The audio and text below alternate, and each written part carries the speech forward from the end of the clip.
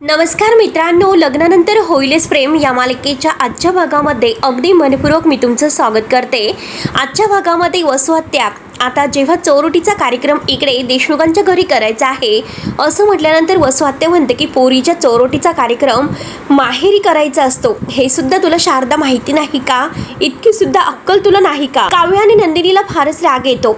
तर लगेच काव्या म्हणते की आत्याबाई, अक्कल काढण्याची गरज नाही आईची। तर नंदिनी म्हणते की तसंही तुम्हाला तेथे कोणी बोलावलेलं नाहीच, त्यामुळे नको त्या विषयामध्ये नाक खुपसण्याची काही गरजच नाही। वसुहत्या लगेच त्यांना बोलायला जाणार तो शारदा उभी राहते आणि म्हणते की नंदिनी, काव्या, अगं असं बोलतात का? किंवा विजय लगेच म्हणतो की हो ना, सांगा ना तुमच्या मुलींना, कारण प्रश्न तुमच्या सोहळ्याचा जरी असला तरी घर तुमच्या अख्ख्या सगळ्यांच्या नावाचं नाही, घर आहे तर ते वसुंधरा शितोळेंच्या नावावर सुद्धा आहे। त्यामुळे जे काही तुमचे आता डोळे जेवण, चोरोटी, चमचा लिंबू स्पर्धा वगैरे काही जरी असेल ना, जे काही करायचं असेल तर ते करण्यासाठी यांची परवानगी तर घ्यावीच लागेल। तुम्हाला चालेल ना असं यांना विचारावं तर लागेलच, आणि हो की नाही ना? तेव्हा लगेच वसुहत्या म्हणते की हो ना। विजय आणि वसुहत्या ह्या दोघांचा मात्र हे सगळ्यांना फारच राग येतो। नंदिनी, काव्या, पार्थ, जीवा रागाने त्या दोघांकडे बघत आहेत आणि तेवढ्यात शारदा म्हणते की मी यांच्याशी बोलते, आपण चोरोटी आहे तर ती आमच्याच घरी भरूयात। त्यात मानिनी उभी राहते आणि नाही हो, असं आपण काही करणार नाही म्हणते। हे बघा, तुम्हाला रीतीभाती शिकवणाऱ्याला मला फक्त एकच प्रश्न विचारायचा आहे, आणि वसुताई रीतीभाती पाळायच्या म्हटल्यानंतर त्या सगळ्यांनीच पाळायला हव्यात, हो की नाही? तर आता असं म्हणतात की मुलीची चोरोटी तिच्या माहेरीच भरण्याचं खूप गरजेचं आहे, हो ना? आणि मग आपल्याकडे अजून एक रीत आहे कन्यादानाची, आणि तुम्ही रम्याला पाठवलत का सासरी? तुमच्या रम्याने रीत पाळली का? तर अजिबात नाही। ती तर उलट विजयरावांना घर जावई म्हणून घरामध्ये घेऊन आली, हो की नाही? लग्न झाल्यानंतर मुलगी सासरी जाते, त्यामुळे तुम्ही तर आम्हाला रीतीभाती शिकवण्याचा प्रयत्न तर करूच नका। आता पार्थ उभा राहतो। पार्थ म्हणतो की ज्याला जे करायचं असेल त्याने ते करू शकतात। काव्याची चोरोटीचा कार्यक्रम येथे देशमुखांच्या घरातच होणार। जीवा सुद्धा आता म्हणतो की हो, देशमुखांच्या एकीला मात्र चॅलेंज करण्याचा प्रयत्न करू नका, कारण या अगोदर मात्र आम्ही सगळ्यांनी मिळून रम्या आणि विजय यांचं लग्न लावलं होतं। वसुहत्या लगेच विचारते की मग काय? जीवा म्हणतो की हो, विसरलात का? पुन्हा जर काही मोडता घातला तर आहेराचं पॉकेट न देता त्यांची या घरातून पाठवणी करण्यासाठी सुद्धा आम्ही मागे पुढे नाही बघणार, कळले असेल ना तुम्हाला? तेव्हा आता काव्याला आणि नंदिनीला फारच हसू येते, तर वसुहत्याला फार राग येतो। वसुहत्या म्हणते की आमची जे शिस्तीत बोलायचं, जीवा तुला सांगून ठेवते, नीट बोल। तेव्हा विजय म्हणतो की आई, अहो जाऊन द्या, कशाला यांच्यासाठी तुम्ही स्वतःचा बीपी वाढवतात? लक्ष देऊ नका, मी तुमच्यासाठी मस्त थंडगार सरबत तयार करतो, आणि शरबत आहे तर जन्नत आहे। तर वसुहत्या म्हणते की हो ना, चला तर। आणि दोघेही आता तोऱ्यातच किचन मध्ये येतात। तेव्हा ते दोघेही गेल्यानंतर मिथून काका म्हणतात की हो ना, वेड्यांचा बाजार नुसता, आणि तुम्ही बसा, कशाला लक्ष देतात त्यांच्याकडे? ताण घेऊ नका, सगळेजण बसा। तर शारदा म्हणते की येते मी। मानिनी म्हणते की नाही हो, तुम्ही बसा, तर तुम्ही इतकं मनावर घेऊ नका। तर मिथून काका म्हणतात की हो ना, त्यांना आयुष्यामध्ये इतकं सिरियसली घ्यायचं नसतं, आय डोंट लाईक धिस।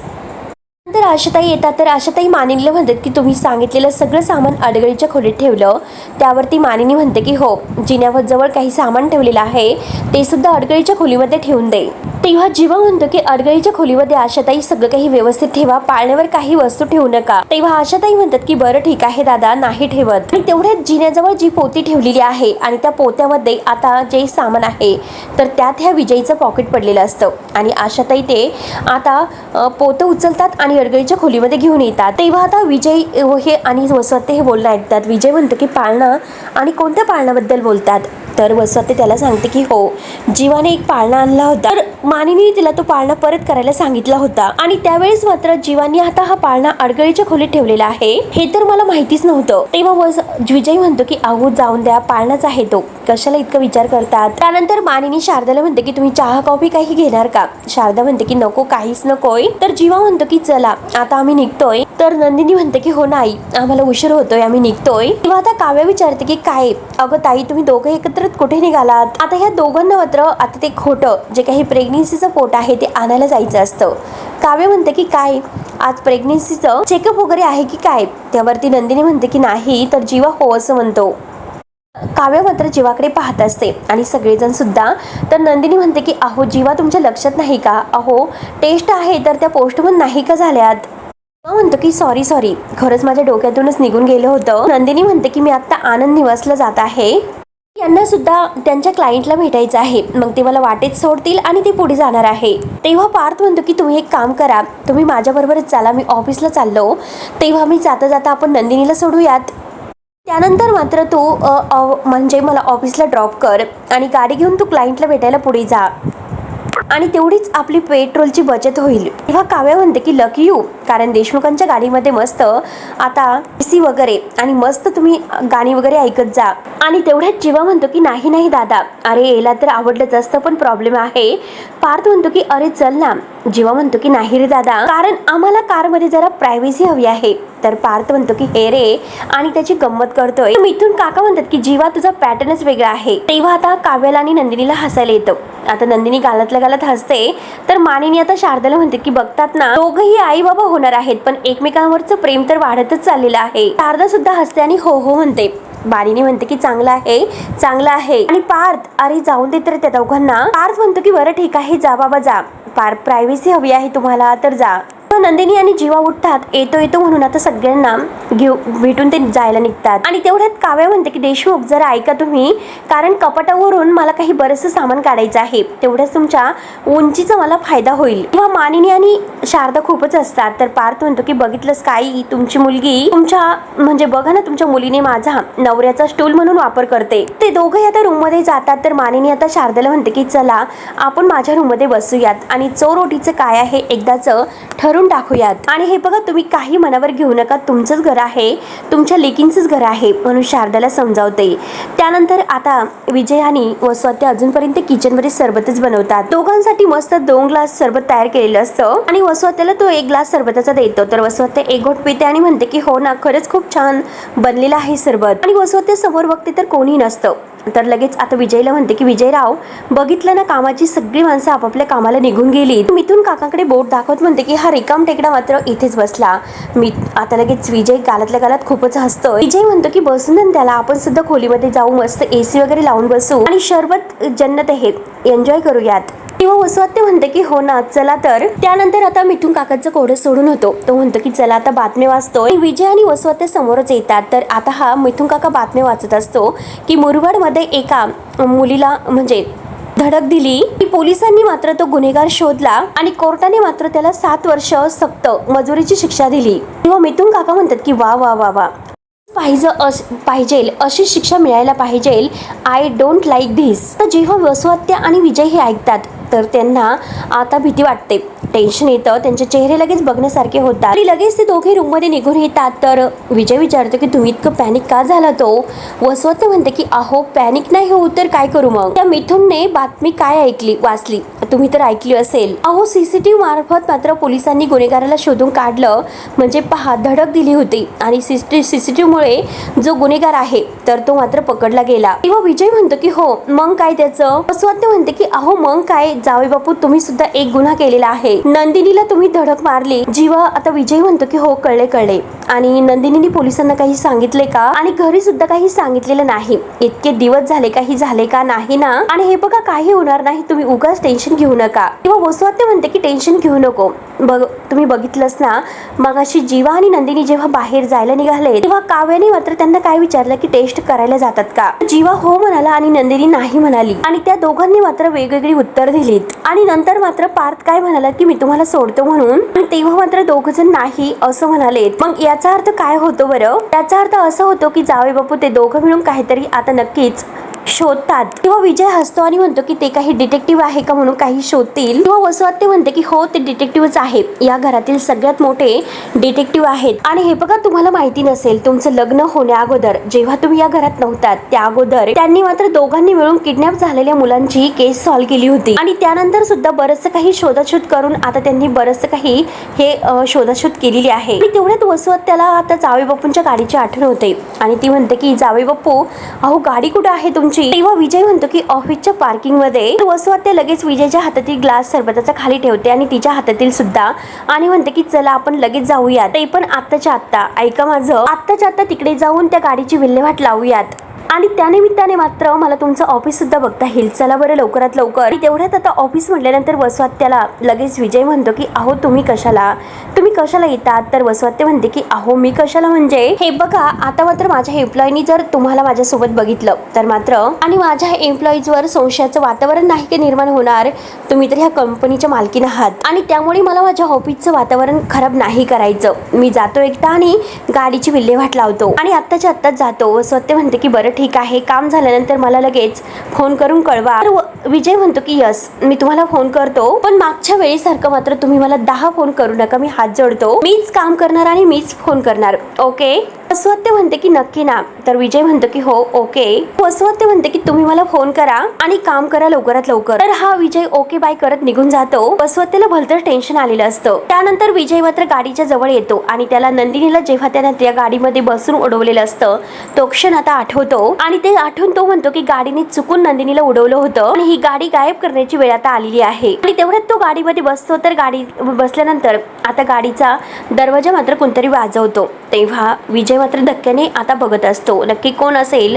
त्यानंतर आता इकडे पार्थ सरांनी आता ऑफिसमधील सगळ्या काही स्टाफला एकत्र बोलवलेलं असतं. सगळा स्टाफ एकत्र आलेला आहे आणि पार्थ सर कुठे आहे त्यांनी आपल्याला एकत्र बोलवलं म्हणून एकमेकांमध्ये आता चर्चा सुरू असते. त्यातील एक एम्प्लॉई म्हणते की हो ना, ते आता आपल्याला त्यांनी बोलावलं पण त्यांना एक महत्त्वाचा कॉल आला आणि ते अर्जंट बाहेर बोलत गेलेले आहेत. पुढ्यात मात्र आता तो दुसरा एम्प्लॉई आता त्या एम्प्लॉईला विचारतो की त्यांचं ते शेपूट कुठे आहे आणि तुम्हाला तर कळलं असेल की मी कुणाबद्दल बोलतो. तेव्हा ती एम्प्लॉई मध्ये चर्चा सुरू असते की हो ना, ती मिस दिव्या. आता दुसरा एम्प्लॉई म्हणतो की यस मिस दिव्यास आणि आता ती कुठे आहे. तेव्हा ती एम्प्लॉई म्हणते की हो ना, ती तर काय बब्बा आता सरांची तर लाडकीच आहे. आपण इतकी वर्ष झाले सर आता इथे ऑफिसमध्ये काम करत आहोत, मग आपण सरांच्या केबिनमध्ये कधी टिफिन घेऊन येतो का. दुसरा एम्प्लॉई म्हणतो की अगं ग जाऊन दे, कशाला विचार करतेस.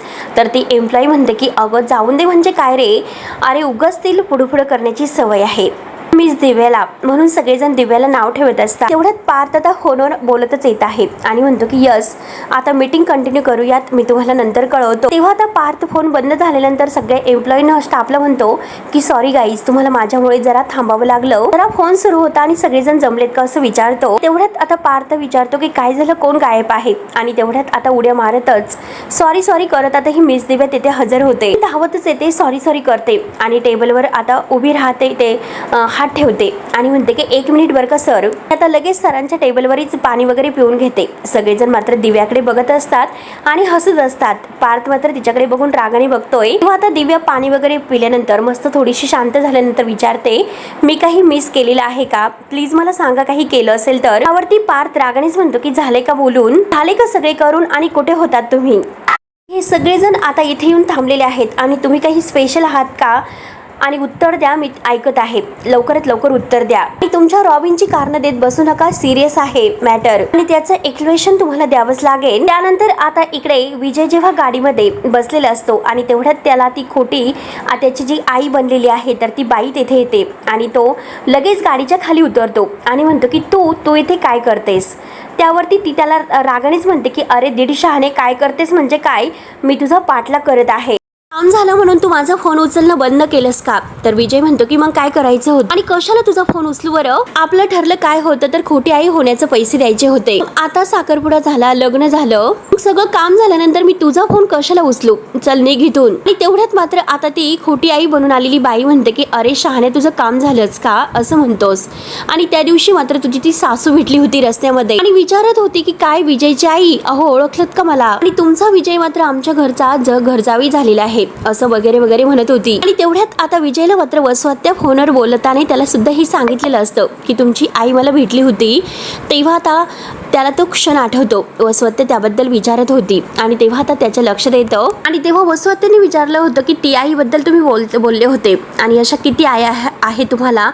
तेव्हा विजयला ते आठवते. तर आता ही खोटी आई म्हणते एक गोष्ट विजय तू लक्षात ठेव, मला जर तुझं भांडं फोडायचं असतं ना त्या दिवशी मी तुझ्या सासूला सगळं काही सांगितलं असतं. मी तुझी खरी आई नाही आणि तू माझा खरा मुलगा नाहीस म्हणून. असं मी केलंस का नाही ना. तेव्हा विजय तिला रागाने म्हणतो की तू आता मला ब्लॅकमेल करणार आहेस का. तेव्हा आता ती बाई म्हणते की मग काय, मग मी तुझी मस्करी करते असं तुला वाटतं का. आणि हे बघ विजय, मी तुझी कातडी वाचवली त्यामुळे तू आत्ताच्या आत्ता पैसे दे मला. तर विजय म्हणतो की पैसे वगैरे माझ्याकडे नाही. तेव्हा आता लगेच ती बाई म्हणते की ठीक आहे, माझ्याकडे मात्र आहेत पैसे, म्हणजे वसुंधराचा फोन नंबर आहे माझ्याकडे, आत्ताच्या आत्ता मी तिला फोन करते, सगळे काही तुझे कारनामे सांगते. तर विजय लगेच आता तिच्या हातातील मोबाईल हिसकावून घेतो. शहाणपणा करू नकोस असं म्हणतो. तेव्हा ती बाई म्हणते की अरे हो का, मग तू कर ना शहाणपणा आणि लवकरात लवकर माझे पैसे दे. विजय तिला धमकावतो आणि म्हणतो की माझ्याकडे पैसे नाहीत. तेवढ्यात आता तिचं लक्ष आता विजयच्या हातामध्ये जी अंगठी असते ना तिच्याकडे जातं आणि ती लगेच त्याच्या बोटातील अंगठी काढून घेते. विजय म्हणतो की माझ्या साखरपुड्याची अंगठी आहे.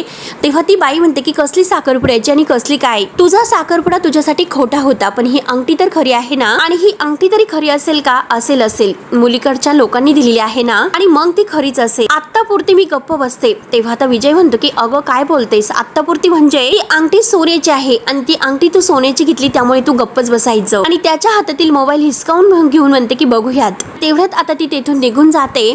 परंतु आता विजयला तर फारच हसू येते. तो मोठमोठ्याने हसत असतो आणि हसता हसता म्हणतो की आता हिला वाटलं की खरी अंगठी आहे, अगं ती खोटी अंगठी आहे आणि खरी अंगठी मात्र घरी आहे. तेवढ्यात ती गाडीमध्ये ठेवलेली गन असते तर तो बाहेर काढतो आणि म्हणतो की आता ही गन मला घरी न्यावी लागेल आणि कुणाला सापडली नाही तर बरं होईल. आणि तेव्हा तो गाडी घेऊन तेथून निघून जातो. त्यानंतर इकडे पार्थने दिव्याला एक्सप्लेनेशन मागितलेलं असतं. तेव्हा दिव्या म्हणते की हो सांगते, आणि रॉबिनचं एक्सप्लेनेशन नाही तर कामाचं आहे. मी मगाशी पाहिलं की तुम्ही फोनवर बोलत होतात आणि हे मगाशी सगळेजण इथे फक्त उभे होते आणि म्हणून मात्र मी विचार केला होता की तुम्हाला येईपर्यंत मात्र मी माझा वेळ का वाया घालू, म्हणून मी पुढच्या मीटिंगचं पीपीटी तयार करत बसले होते. त्यामुळे तुम्हीच म्हणत असतात की टाइम इज मनी आणि तेच काही मी फॉलो केलं. तेव्हा आता पार्थ ओके असं म्हणून गुड म्हणतो आणि हसतो. तर दिव्या आता खुश होत थँक्यू म्हणते. तेव्हा आता पार्थ आता सगळ्यांना म्हणतो की हे बघा, चल तुम्हाला मी आता सगळ्यांना इथे का बोलवलेलं आहे तर त्याबद्दल सांगतोय. आणि आता मात्र आपले वर्षभरात जितके प्रोजेक्ट झालेले आहेत तर ते प्रोजेक्टचं मात्र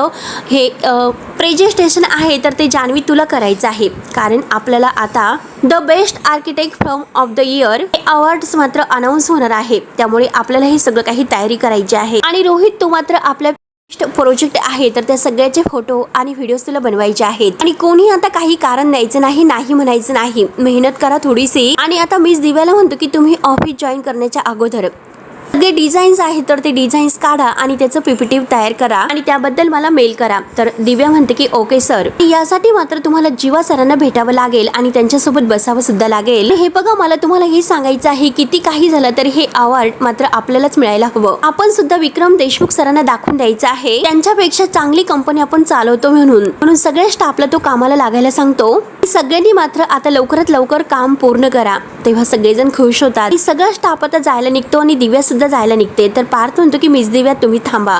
तर आता रोहित आणि जान्हवी लगेच एकमेकांकडे बघून हसतात. एकमेकांना खुणावून आता ते दोघेही बाहेर जातात. आता तो दिव्याला एक फाईल देतो, यामध्ये काही डॉक्युमेंट्स आहेत तर ते स्कॅन करा आणि मला मेल करा. तेवढ्यात दिव्या आता ती फाईल हातामध्ये घेते आणि म्हणते की सर आता लंच ब्रेक होईल, अगोदर आपण जेवण करूयात. पार्थ म्हणतो की माझं जेवण ऑलरेडी झालेलं आहे, माझ्या बायकोने छान इडली बनवली होती आणि ती खूप इडली मी पोटभर खाऊन आलेलो आहोत, त्यामुळे ऍक्च्युली मला भूक नाही, तुम्ही जेवू शकतात.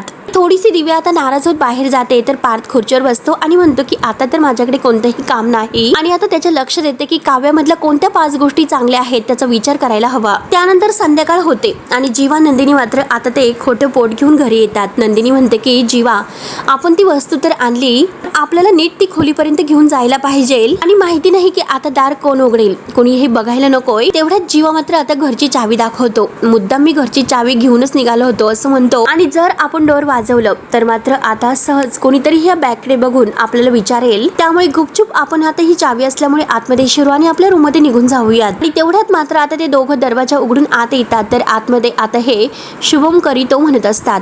काव्या, मानिनी, मिथुन काका आणि जीवा नंदिनी त्यांना बघून तर त्यांना धक्काच बसतो. तेवढ्यात जीवाच्या हातातील चावी खाली पडते. नंदिनी आणि जीवा फारच घाबरतात. सगळेजण आता या दोघांकडे पाहत असतात. तेवढ्यात काव्या आता म्हणत तो श्लोक मात्र नंदिनीच्या जवळ येते आणि त्यांचा हात धरून मात्र ती त्यांना सुद्धा देवाजवळ घेऊन येते. जीवा आणि नंदिनी फारच घाबरलेले असतात. त्यांच्या हातामध्ये ती बॅग असते. तेव्हा दोघं एकमेकांकडे पाहतात आणि ते दोघं एकमेकांना खुणावतात की आपण रूम मध्ये निघून जाऊयात. आणि ते दोघं जायला निघतात तर तोच लगेच आता वसुआते त्यांच्या समोर येऊन उभी राहते. सगळेजण डोळे बंद करून आता देवाला नमस्कार करत असतात. परंतु जीवा आणि नंदिनीला काय करावं तेच काही कळत नसतं. मागे वसुआत्या आणि आता जायचं कसं एकमेकांकडे बघतात. ते वसुआत्याचं लक्ष त्यांच्याकडेच असतं. त्यानंतर आशाताईंना कोणती तरी पिवळी पिशवी आता काव्य मॅडमने आणायला सांगितलेली असते. तेव्हा आशाताई येतात आणि कुठे ठेवली असं म्हणतात आणि कपाट उघडतात, परंतु ती कपाटात असते आणि कपाटातून ती पिशवी घेत जात का. आता आशाताई स्वतःला म्हणतात की काव्य मॅडम काय म्हणाल्या होत्या की दरवाजा उघडल्यानंतर तुम्हाला पिशवी दिसेल.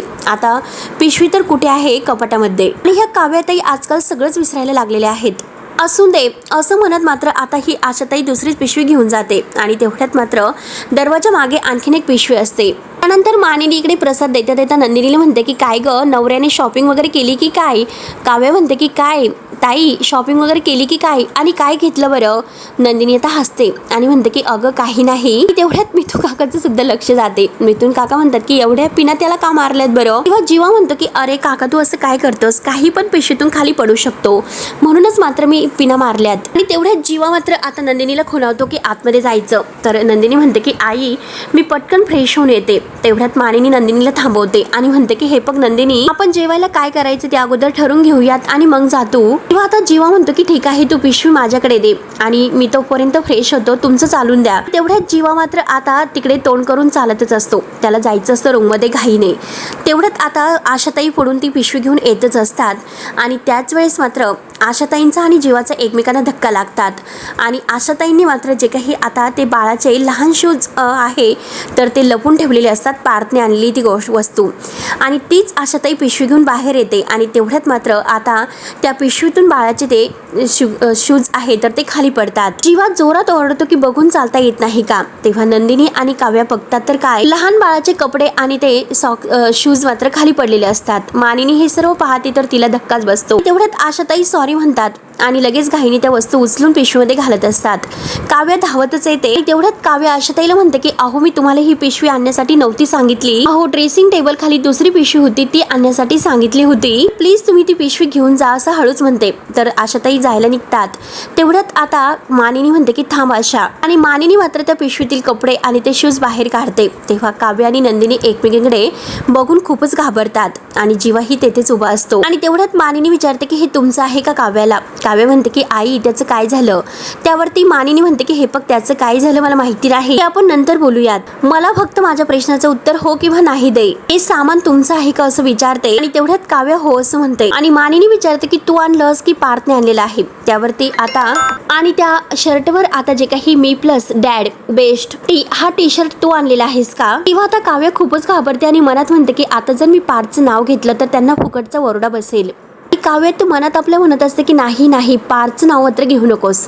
आता वसुहते लगेच काव्याला म्हणते की काव्या उत्तर देतेस ना. तेवढ्यात नंदिनी आता लगेच म्हणते की आई जाऊन द्या ना. हल्ली जरा अशा बाळांच्या लहान वस्तू काही गोष्टी बघितल्या तर घ्यावेसे वाटतात. मी माझ्यावरून तुम्हाला सांगते की जाऊन द्या आई, सोडून द्या. किंवा मानिनी म्हणते की माझा प्रश्न इतकाच आहे की घ्यावंसं वाटलं पण ते घ्यावंसं कुणाला वाटलं, इला की पार्थला, मग त्याचं मला खरं उत्तर हवं आहे फक्त. आणि हे सगळं कधी आणलंस असं विचारते. तर काव्य म्हणते की 3-4 दिवसापूर्वी क्लासला गेले होते आणि गोरेगाव मार्केटमध्ये मात्र जेव्हा मी घरी येत होते तेव्हा दुकान दिसलं आणि तेथे घेतलं.